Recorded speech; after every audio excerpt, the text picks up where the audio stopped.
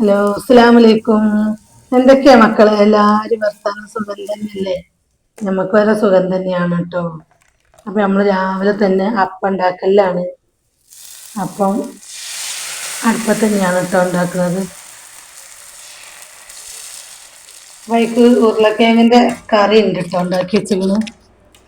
അപ്പം അങ്ങനെയാണ് പൊട്ടത്. അപ്പത്തിന് ഒട്ടി കുടിച്ചത് കാണാറുണ്ട്.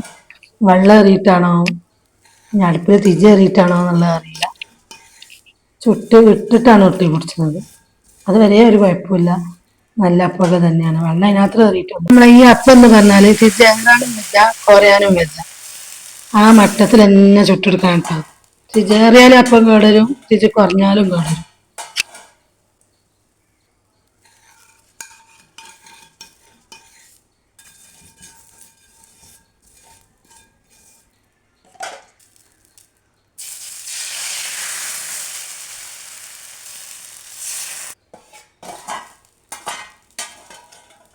അപ്പൊ ഇന്നലെ വിഷുചന്തക്ക് പോയപ്പോ കൊണ്ടുവന്ന ചീര ഇട്ടത് നല്ല പച്ച ചീര. ഞാൻ അതുകൊണ്ട് ഉപ്പേരി വെക്കാൻ വേണ്ടി കൊണ്ട് കഴുകി അരിഞ്ഞെടുക്കട്ടോ.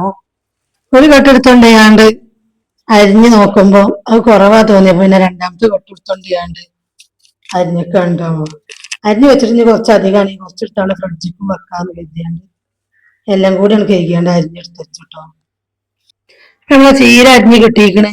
ഇനി നല്ലോണം വെള്ളം പാകം കഴുകിയെടുത്ത പണിക്കൊക്കെ ഈ ചീര അരിഞ്ഞ് കഴുകി വാരി വെക്കുന്നത് കണ്ടുകൊണ്ടിരിക്കുമ്പോ നമ്മളെ വീഡിയോ സബ്സ്ക്രൈബ് ചെയ്യാൻ മറക്കല്ലിട്ടോ. സബ്സ്ക്രൈബ് ചെയ്തോളിട്ടോ മക്കളെ.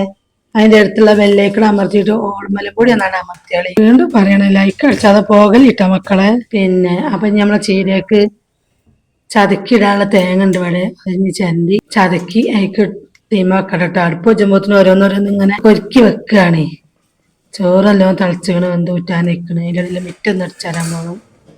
പണി കിടക്കല്ലേ രാവിലെ തന്നെ. ഇത് കുറച്ച് ചീര ഫ്രിഡ്ജിക്കാണ് വെക്കാണ് കേട്ടോ. പിന്നെ കറി പിന്നെ മുരിങ്ങാക്കായും പരിപ്പുമാണ്. അത് രണ്ടും കൂടിയാണ് വെച്ചാൽ അതും അടുപ്പത്തേക്കാണ്ട് റെഡിയാക്കി വെച്ചേക്കാണ്. ചോറുണ്ട് ഊറ്റുമ്പോൾ അതിന്റെ വേക്കിലാണ് വെച്ചുകൊടുക്കാൻ വിചാരിച്ച് റെഡിയാക്കി ഇങ്ങനെ വെച്ചേക്കാണ് കേട്ടോ.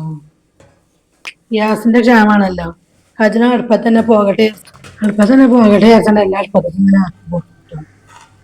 അപ്പം ചോറും കറിയൊക്കെ ആയി. ചീരന്റെ ഉപ്പേരി വെക്കാണ്ട് തേങ്ങ ചതക്കിട്ടിക്കാണ്ട് അതൊന്നാണ് വെക്കും. അതിൻ്റെ ഇടയിൽ പൂത്ത മാങ്ങ ഉണ്ടായിനി, മറ്റേ പായസത്തേക്ക് ചെത്തിക്കാൻ കുറച്ച് കുട്ടികൾ തിന്ന അതൊന്ന് സർക്കരട്ട് വേവിച്ചു. ചീരന്റെ ഉപ്പേരി ഇവിടെ റെഡി ആയി കിട്ടി. തോരന് കറി ചിലര് ഉപ്പേരി കറി. അത് കഴിഞ്ഞ് പെരുന്നാളിന്റെ അന്നത്തെ പായസത്തിന്റെ ഒരു പാക്കറ്റ് ബാക്കിയുണ്ട്. മാങ്ങ പായസം ഉണ്ടാക്കാൻ വേണ്ടി മാങ്ങ ജ്യൂസ് അടിച്ച് വെച്ചേക്കണം കേട്ടോ. ചോദിച്ചാൽ അതിൻ്റെതാണ് കേട്ടോ. അതിൻ്റെ നേരത്തെ മധുരട്ട് പിങ്ങിച്ച് അതിപ്പോ തിരിച്ചും കാണലൊക്കെ ഉണ്ടാവുമ്പോഴേ അതിൽ വെച്ചോടത്താണ് പോയാൽ നമ്മൾ ഓരോ പണി ചെയ്യുമ്പോൾ അതവിടെ വന്നോളും. കത്തിച്ചു കൊടുക്കൊന്നും വേണ്ട.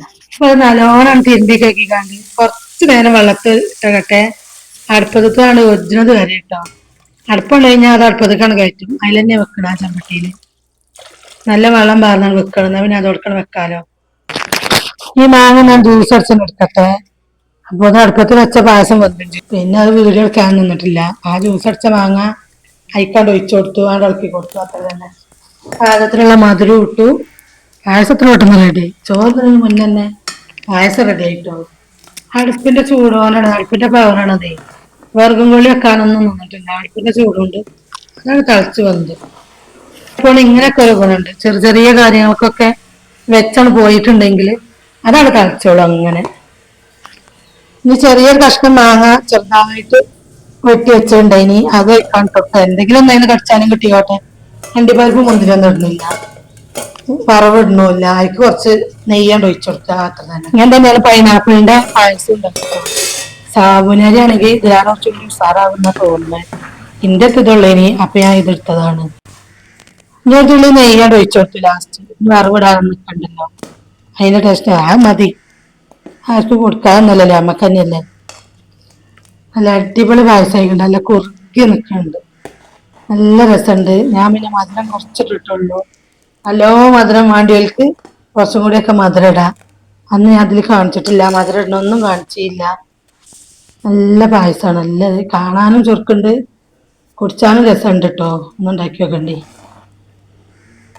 നമ്മളെ വീഡിയോ എത്ര തന്നെ ഉള്ളൂ കേട്ടോ. ഇനി നാളെ വരാം പുതിയ വീഡിയോ ഒക്കെ ആയിട്ട്. അതേമാർക്ക് എന്തെങ്കിലും അടുക്കള പണിയോ എന്തെങ്കിലുമൊക്കെ ആയിട്ട് വരാം. എല്ലാവരും നമ്മളൊന്ന് സപ്പോർട്ട് ചെയ്ത് തരാ. ഞാൻ ആദ്യം പറഞ്ഞ പോലെ ലൈക്ക് അടിച്ചാലും സബ്സ്ക്രൈബിനൊന്നും മറക്കലിട്ട മക്കളെ. ഒക്കെ ചെയ്ത് കാണാൻ കണ്ടോടി ഉത്തർനാട്.